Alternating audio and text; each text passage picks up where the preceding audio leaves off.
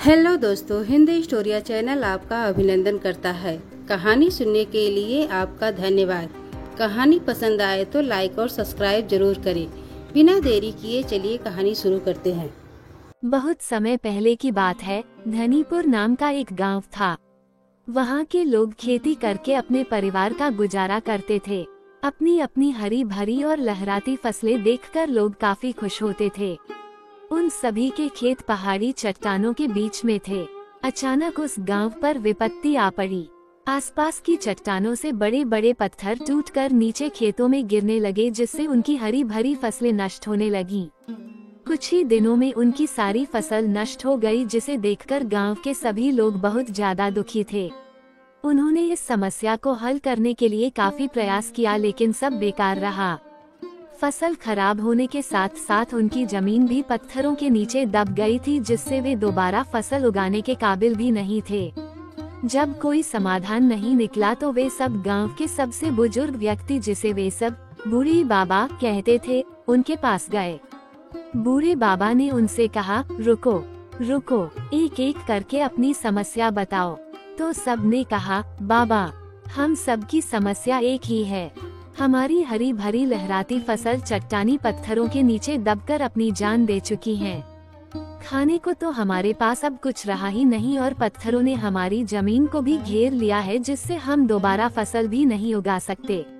अगर ऐसा ही चलता रहा तो हमें आने वाले दिनों के लिए भोजन की व्यवस्था करने के बारे में भी सोचना पड़ेगा। लोगों की बातें सुनकर बूढ़े बाबा थोड़ा सोचने लगे, लेकिन इसी बीच गांव के कुछ लोग बोले, क्यों ना हम शहर चले जाएं? वैसे भी गांव में इतनी कड़ी मेहनत करने के बाद भी हम केवल अपने परिवार का ही गुजारा कर पाते हैं। अगर शहर जाएंगे तो अच्छा पैसा कमा पाएंगे और एक आराम की जिंदगी भी जी पाएंगे। लेकिन तभी बूढ़े बाबा ने कहा, रुको रुको, थोड़ा सोचो। हमारे पूर्वजों ने इस जमीन और इस गांव के लिए कितनी कड़ी मेहनत की है, और अगर हम इस जमीन और अपने घरों को छोड़कर चले जाएंगे तो ये हमारे पूर्वजों का अपमान होगा, और हम अपने जन्मभूमि को इस तरह नहीं छोड़ सकते। गांव के लोगों ने बूढ़े बाबा की बात पर चिंता जताते हुए कहा, लेकिन बाबा, अगर हम यहाँ रहेंगे तो हमें खाना भी नसीब नहीं हो पाएगा। बूढ़े बाबा ने उन सभी लोगों को धैर्य बंधाते हुए कहा, अगर भगवान ने मुँह दिया है तो भोजन भी जरूर नसीब होगा। कुछ देर सोचने के बाद बूढ़े बाबा ने कहा, क्यों ना हम इन पूर्वी दिशा के सभी पत्थरों को पश्चिमी दिशा में फेंक दें। इससे हमारी जमीन पहले की तरह ही स्वतंत्र हो जाएगी और हम दोबारा से इस पर फसल उगा पाएंगे। बूढ़े बाबा की बात सुनकर कुछ लोग सहमत हो गए, लेकिन कुछ लोग कहने लगे कि हमसे इतनी मेहनत नहीं हो पाएगी। लेकिन बाद में सब लोग मान गए और पूर्वी दिशा के सभी पत्थरों को एक एक करके पश्चिमी दिशा में फेंकने लगे। लगभग एक दिन में उन्होंने अपने खेतों को उन सभी पत्थरों के चंगुल से आजाद कर दिया। ये सब देख गांव के सभी लोग काफी प्रसन्न हुए। पूर्वी खेत ब्राह्मणों के थे और पश्चिमी जमीन पर शूद्र अपनी फसल उगाते थे। जब शूद्रों को पता चला कि उनकी जमीन पर ब्राह्मणों ने बड़े बड़े पत्थरों को फेंक दिया है तो वो अत्यंत क्रोधित हुए और तुरंत ब्राह्मणों के पास जा पहुँचे। उन्होंने कहा, क्या तुमने इन सभी बड़े बड़े पत्थरों को हमारे खेतों में फेंका है? तुमने अपना उल्लू तो सीधा कर लिया, लेकिन हमारी फसल का क्या? ब्राह्मणों ने जवाब देते हुए कहा, हमने तो अपना काम कर दिया, अब तुम्हें जो ठीक लगे तुम करो। ये सुनकर शूद्र काफी गुस्सा हुए और उन्होंने तुरंत पश्चिमी दिशा के सभी पत्थरों को एक एक करके पूर्वी दिशा में फेंक दिया। दिन भर यही सब चलता रहा, कभी पत्थर पूर्वी दिशा में तो कभी पश्चिमी दिशा में। कुछ देर बाद हारकर सभी लोग बूढ़े बाबा के पास गए।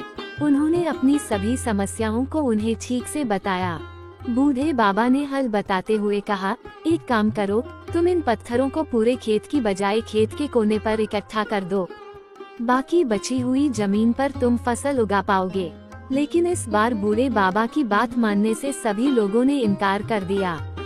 कुछ देर बाद बूढ़े बाबा ने कहा, ठहरो, एक काम करो, मैं आज रात अपने गांव देवता की पूजा करूंगा और उनका ध्यान करूंगा, साथ ही उनसे समस्या का हल भी पूछूंगा, फिर अगली सुबह मैं तुम्हें इसका जवाब दूंगा। गांव के सभी लोग बूढ़े बाबा की बात से सहमत हुए और उन्होंने कहा कि गांव देवता जो भी कहेंगे हम उनके आदेश का पालन करेंगे। अगली सुबह बूढ़े बाबा के पास सभी लोग इकट्ठा हुए और अपनी समस्या का समाधान पूछने लगे। बूढ़े बाबा ने कहा, गांव देवता ने कहा है कि हमारे यहाँ की सबसे ऊंची चट्टान पर उनका एक विशाल मंदिर बनवाया जाए, और साथ ही यह भी कहा है कि हम सबके घर उस मंदिर के आसपास ही होने चाहिए। गांव के सभी लोग इस बात से सहमत हुए और मंदिर बनवाने का काम शुरू कर दिए। सभी लोगों ने मिलजुल कर एक एक पत्थर को ऊपर चट्टान पर ले जाना शुरू कर दिया। भारी पत्थरों को तोड़ लिया गया और छोटे छोटे पत्थरों में बदलकर उन्हें घर बनाने में इस्तेमाल कर लिया। कुछ ही दिनों में एक विशाल मंदिर और उसके आसपास घर भी बनकर तैयार हो गए। अब उनकी जमीन पहले की तरह स्वतंत्र हो चुकी थी और वे उस पर पहले की तरह फसल भी उगा सकते थे। अब उन्हें गांव छोड़कर जाने की भी कोई जरूरत नहीं थी। साथ ही चतुर बूढ़े बाबा ने अपने दिमाग का इस्तेमाल करके उन सभी लोगों की समस्या को भी सुलझा दिया। अब ब्राह्मण और शूद्र दोनों एक साथ उन्हीं घरों में रहते और उस मंदिर के सभी कार्यों को पूरा करते। गांव में पहले की तरह ही खुशहाली और भाईचारा बन गया।